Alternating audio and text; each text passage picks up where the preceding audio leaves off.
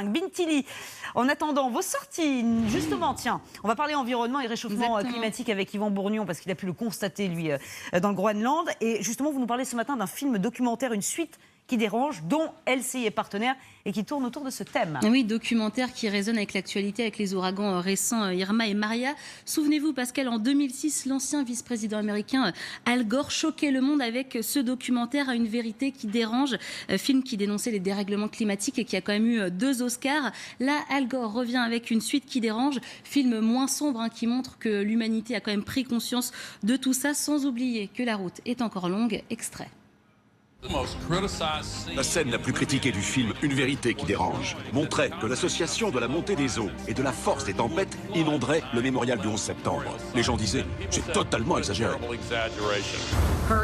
L'ouragan Sandy a frappé New York hier soir et a inondé le site du World Trade Center. Les tempêtes sont de plus en plus violentes et dévastatrices.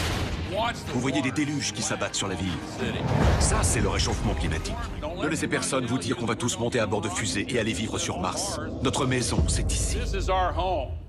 Alors le film est passionnant, on suit Al Gore en fait aux 4 coins du monde. Les images sont magnifiques et très fortes et en fait il donne des conférences aux 4 coins du monde pour former des ambassadeurs pour le climat, des gens comme vous et comme moi, des monsieur et madame tout le monde qui vont pouvoir au quotidien apporter leur pierre pour limiter le réchauffement climatique, exactement. Et le documentaire, vous le disiez Pascal, est aussi fait d'images chocs, on le voit sur ces images, la fonte des glaces au Groenland, les inondations en Floride, en Inde, la canicule, les incendies. Il y a 10 ans, on reprochait à Al Gore d'être trop alarmiste.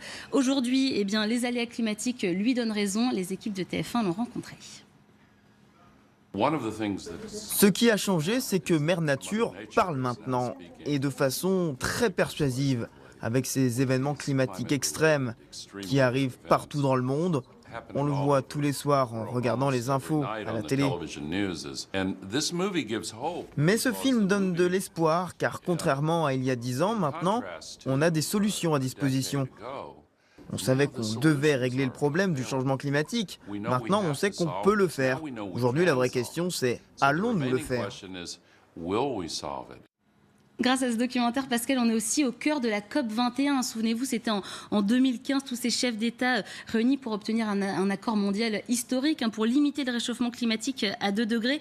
Et dans ce documentaire, on voit l'ancien vice-président enchaîner les réunions, se battre pour que l'Inde cesse de faire blocage et signe l'accord. Et c'est ce qui s'est passé d'ailleurs. Et ce sont vraiment des images inédites. On est vraiment au cœur de l'histoire à ce moment du documentaire. C'est très, très intéressant. C'est vraiment un film pédagogique qui donnerait à n'importe qui envie de se battre pour le climat. Al Gore est charismatique, convaincant. Bon, je ne vous le cache pas, c'est un documentaire à l'américaine, donc parfois on a quand même l'impression qu'il est tout seul à sauver le monde. Mais bon, on ne peut pas nier son implication. Ce qu'il espère aujourd'hui, Al Gore, c'est que quand même Donald Trump va revenir sur sa décision et rester dans l'accord de Paris. Vous l'avez compris, ce film, c'est une bible. Si vous vous intéressez un minimum à l'environnement, ça sort aujourd'hui. Voilà, et de très belles images, donc à découvrir plutôt sur grand écran au cinéma. Ouais, Merci vraiment beaucoup, Bintili. Le temps